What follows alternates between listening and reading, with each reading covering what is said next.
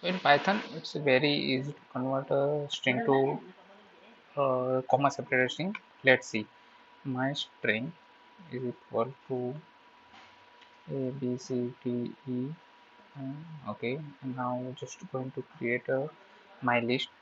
Actually, here we cannot just split and something this functionality. So here we have a inbuilt function list, and we are going to give my string as a parameter, and this will create a string means ABCD strings of that per string means array of strings.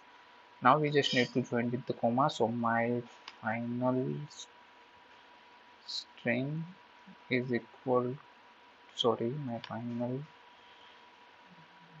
string is equal to the character which we need to, and we need to join, and the answer is my list.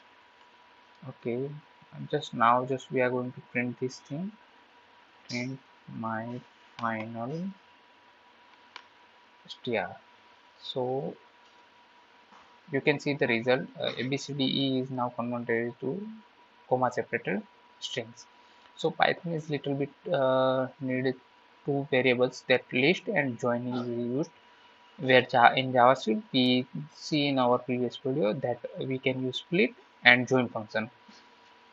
Thank you friends.